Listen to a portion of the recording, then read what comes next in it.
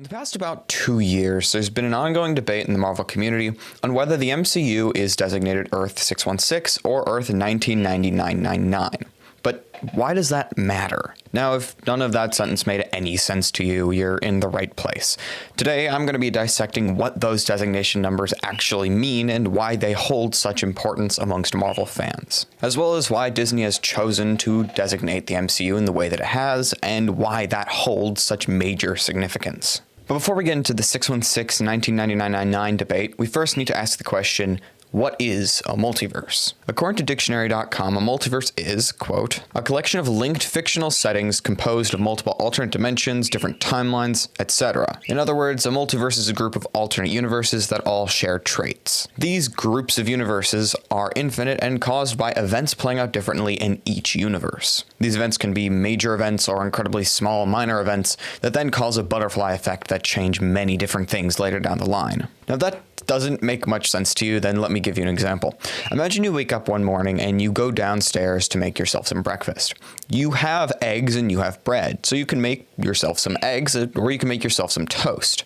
Now, in one universe, you'll choose making the toast, and there you just go about your day. But in another universe, you chose the eggs. These choices may seem completely insignificant and have zero repercussions at all, but imagine what you could have done with the eggs later in the day. Like, you could have made some cake or something. You could have had eggs tomorrow. Maybe the bread was about to go moldy and you wouldn't be able to eat the next day. These changes will then cause different timelines, branching timelines. Like a tree with all its branches, it all starts at one main root, one base, that then grows out and spreads as the timelines become more and more different. While the following day probably won't be that different if you chose the eggs, it could be very different in 100 years, where now those eggs haven't been used. This concept is most often referred to as the butterfly effect, where someone goes back in time, steps on a butterfly, and their entire timeline is completely changed. And while this concept seems pretty simple as is, it's actually incredibly complex. I mean, imagine all the choices you make on a daily basis. Each of those create a different timeline for each choice, and those timelines then play out differently with brand new choices that could go differently.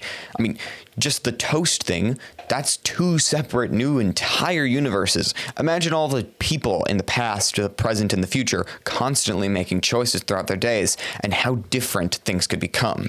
And because of the butterfly effect, the timelines could branch off so much that you get vastly different universes with completely different choices that could play out completely differently, causing even more new timelines. This isn't even the small events. These are also huge events like world wars. What if those played out differently? Things would be completely different today, and they could go any way at all. The idea of there being infinite universes means that any source of media can be in a multiverse. I mean, you could have any random book, any random movie, any random TV show all in the same multiverse, right?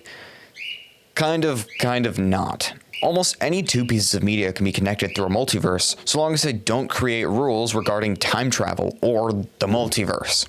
This then creates a separation between the two IPs. I could make the claim that The Godfather and the Trolls movies take place in the same multiverse, and there's nothing really there to disprove that. Whereas if I take other things like Marvel and DC, there's a bunch of things regarding the multiverse that just contradict between those two IPs, and even within the IPs themselves. So certain DC things and certain Marvel things can't come together because they create different rules regarding the multiverse, or have certain events that just aren't addressed in the other. But we'll get back to that concept because it actually becomes incredibly important later on. Basically, any projects, any books, movies, TV shows can be connected so long as they don't have conflicting ideas of time travel or the multiverse. For example, Back to the Future and The Flash can't be connected because they have different ideas for time travel. So it would make no sense at all. All this probably still seems very insignificant to the conversation, but trust me, it's going to be important later.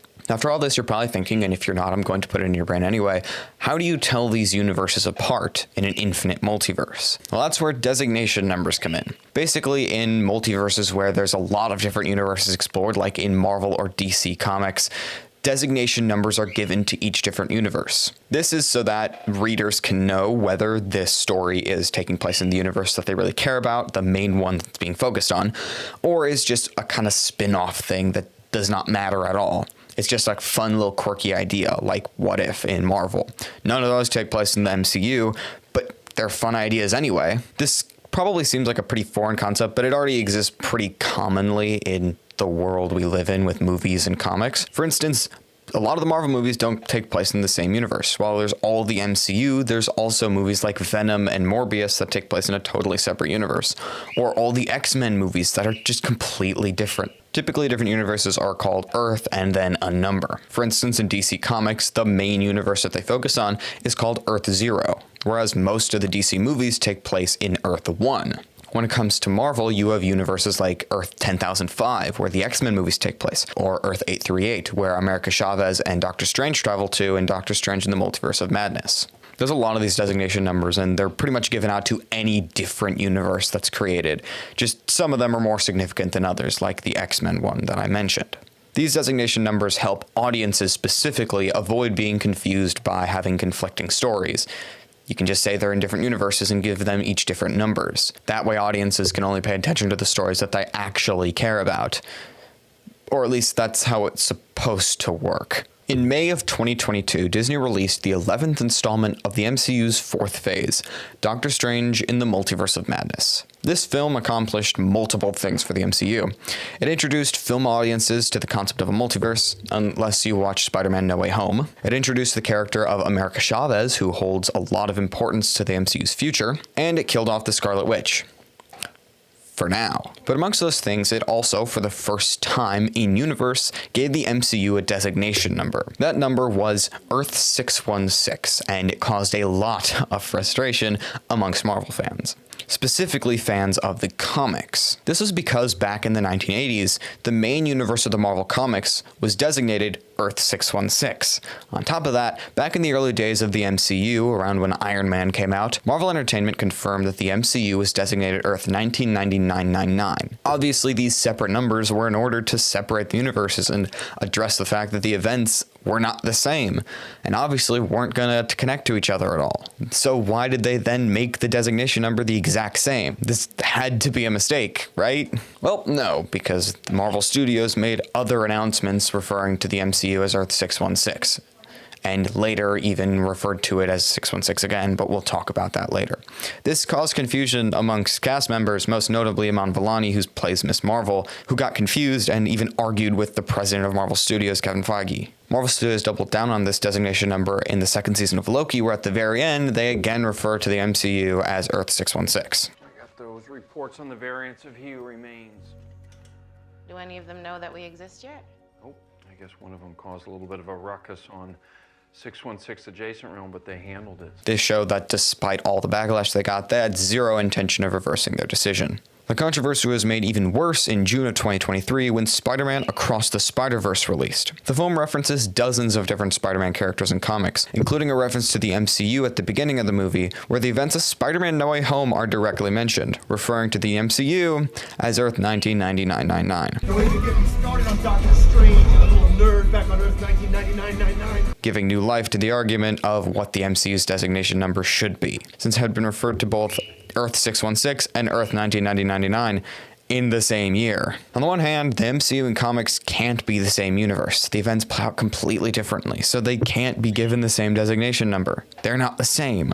But on the other hand, Disney has stated that it is designated Earth 616, and Across the Spider-Verse wasn't made by Disney. It was made by Sony, so there could be communication errors there. The 616 deniers claim that the MCU cannot be Earth 616 because it's not the comics. And while I don't think this statement is enough to fully back up this claim, I do think that they're completely right. They're not the same thing, so how can they be designated the same way? Obviously, there can't be two universes with the same designation number, and I think that reveals the intentions behind Disney calling it Earth 616 and not Earth 1999-99. Besides having comic book references for comic book fans. Recently, the MCU, they've been really leaning into the idea of the multiverse and giving it established rules in the MCU. These have been most notably been in the Disney Plus series Loki and the previously mentioned movie Doctor Strange in the Multiverse of Madness. In Doctor Strange, we learned that excessive and extreme multiversal travel can cause entire universes to collide with each other, resulting in one or both of the universes being completely destroyed. These catastrophes are called incursions and are an example of a multiverse rule that can set apart the Marvel Cinematic Universe from other films and TV shows. Other rules that are established are the characters of both America Chavez, who I mentioned earlier, and He Who Remains. I'll talk about the latter, He Who Remains, first. In Loki, we learned that He Who Remains, a man who eliminated all alternate realities and makes sure new ones don't get made, has kept alternate versions of himself from existing. By the end of the series, Loki sits on a throne holding all the multiverse together, freed from the constraints of He Who Remains. That being said, the multiverse can only start existing from that point onward. This whole idea goes directly against what is shown throughout the comics, with there being no Loki sitting in the void holding it all together. This doesn't disprove the idea of the Marvel Cinematic Multiverse and the Marvel Comics Multiverse being connected, but it is a crucial piece of evidence for that. The next piece of evidence I'll talk about has to do with the post-credit scene of Ant-Man and the Wasp: Quantumania, where presumably all different versions of He Who Remains are brought to the same place. But where then are the characters from the comics? Wouldn't a big event like this at least be mentioned in the comics? The last and biggest piece of evidence comes from America Chavez in Doctor Strange in the Multiverse of Madness. One of the main ideas of America Chavez is that she has no alternate versions. The character in the film states directly that she has no alternate versions, saying that she doesn't dream, as dreams are a gateway into the lives of our multiversal selves, as Doctor Strange says. Dreams are windows into the lives of our multiversal selves. But the America Chavez we see in the movie is not the same one we see in the comics. How is it possible? What does it mean? And why does it matter? Well, I believe the reason Disney has decided to designate the MCU as Earth 616 is in order to separate it from the comics multiverse. Basically to say, these aren't the same, they're completely different multiverses. This way, major events that happen in the comics and major events that happen in the movies don't have to coincide. You can have huge events where all of the He Who Remains variants show up without having that happen in the comics. You can have America Chavez be the only one of herself in the universe without that affecting the other medium of storytelling. This also means they can establish details at their own pace and make very bold decisions and huge events throughout the multiverse. I mean, if they set up a giant secret wars or have massive amounts of incursions, you'd kind of have to have that mentioned in the comics. But this way, they don't have to worry about that because schedules happen really weirdly and things get released wrong sometimes. Doctor Strange was supposed to release before No Way Home, and they had to rewrite No Way Home because of that. To have these stories have to also coincide with comic books complicates things even more. Now, the idea of two massive, infinite groups of universes may seem completely unfathomable, but it already exists in media. The DC and Marvel comics, as well as DC and Marvel movies, take place in completely different multiverses. While there have been smaller crossover events, events that affect the entire multiverse are never mentioned in the other IP, which makes perfect sense. These examples of multiple multiverses suggest an idea of a megaverse, especially when you have crossover events. But that's a topic for a completely different video. Back to the argument between 616 and 1999. If I'm correct about Disney's intentions about designating the MCU could be either 616 or 1999, and it wouldn't matter in universe. But it's really confusing in real life. Because of this, I think it would just be a better decision to call it Earth 1999 and just make a public statement that it's a separate multiverse. I think most people already kind of guessed that based on the events that have already taken place in each. So I don't think you need to name an entire universe differently just to establish that. And I think there could be a little bit of, comic reference played into that, because we all like to see comic references, but usually if it's causing such a discourse in a community, that's not that great. I'd rather have good storytelling with fewer comic references than worse storytelling and more confusing storytelling with more comic references. It's also as possible that Disney decided to designate it Earth 616 because Earth 1999 is hard to spell, hard to read, and hard to say.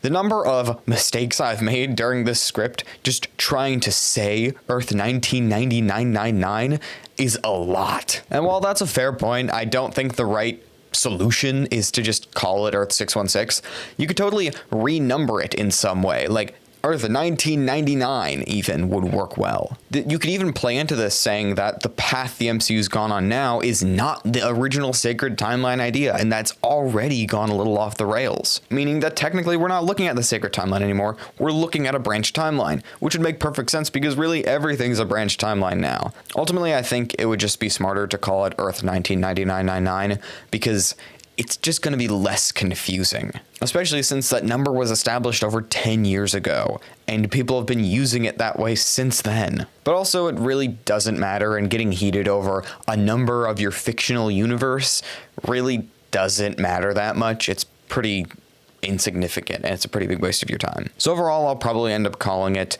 both, because I'd rather just not have arguments happen. What do you guys think? Both about my theory of Disney's decision and of the designation numbers in general. You can leave your thoughts in the comments below, as well as if you think I should make a video about megaverses. That's pretty much it for this video. If you did enjoy the video and you want to see more, you can always like and subscribe, and if you change your decision later, you can always unlike and unsubscribe. If you have any other suggestions about content I should make, video topics or video types or anything, feel free to leave them in the comments. You can also join my Discord. Link will probably be in the description, and you can put suggestions in there, or you can message me on Instagram.